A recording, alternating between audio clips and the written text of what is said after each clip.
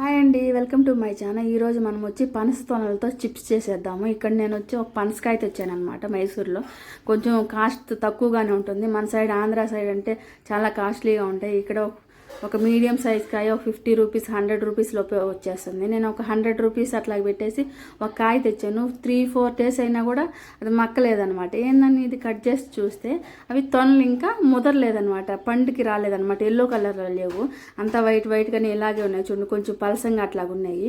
ఇవి పారేయడం దేనికి, వేస్ట్ చేయడం ఎందుకు అనిపించింది నాకు. అందుకని నేను ఇలాగా లోపల గింజలు అంతా క్లీన్ చేసేసుకొని ఇలా చిప్స్ లాగా చిన్న ముక్కలుగా కట్ చేసుకోవచ్చు, లేదంటే చేత్తోనే చిన్న ముక్కలుగా చుంచేసుకున్నాను అనమాట. నేను ఇక్కడ చీజ్ పెట్టుకునేసిన తర్వాత ఒక గిన్నెలో కొంచెం సాల్ట్ వాటర్ యాడ్ చేసుకున్నాను.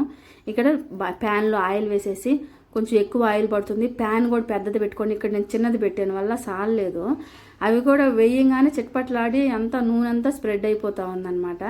ఫస్ట్ మీరు ట్రై చేసే వాళ్ళు మాత్రం పెద్ద ప్యాన్ పెట్టుకొని ఆయిల్ పోసుకొని వేసిన వెంటనే ఒక మూత కొంచెం అడ్డం పెట్టుకోండి అనమాట. ఆయిల్ అంతా కింద పడకుండా అయినా ప్లేట్కి అవుతుంది, తర్వాత చూసుకోవచ్చు. ఇక్కడ నేను సాల్ట్ వాటర్ యాడ్ చేయగానే ఇలా పట అంతా నూనె అంతా గ్యాస్ అంతా పడిపోయింది.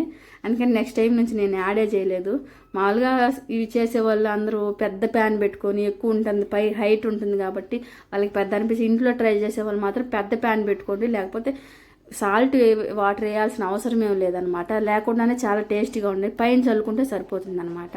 చూడండి, ఇవంతా పైన పక్కనంతా నూనె పడిపోయింది. చూడండి, ఇక్కడ వచ్చేసి గోల్డెన్ కలర్ వచ్చే వరకు ఫ్రై చేసేసుకొని, చూడండి అన్నీ ఇలాగే ఫ్రై చేసుకొని, నెక్స్ట్ దాని నుంచి నేను ఆయిలే వేయలేదనమాట. కొన్ని ఇట్లాగా పొంగినప్పుడు పగలుతాయి అనమాట, అంతే, ఇంకేం లేదు. కొంచెం దూరంగా ఉండి సేఫ్టీగా వేయండి, అంతే.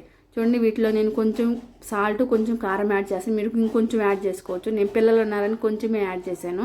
టేస్ట్ మాత్రం చాలా సూపర్గా ఉంటుంది. మీరు ఏమైనా ట్రై చేయాలనుకున్నా ట్రై చేసి మస్ట్ అండ్ షుడ్గా కమెంట్ చేయండి అనమాట. ఇంకొంచెం ముదిరిందైనా కూడా చాలా టేస్టీగా ఉంటుంది. బాగా క్రిస్పీగా చాలా బాగా వచ్చాయి అనమాట. Thank you for watching.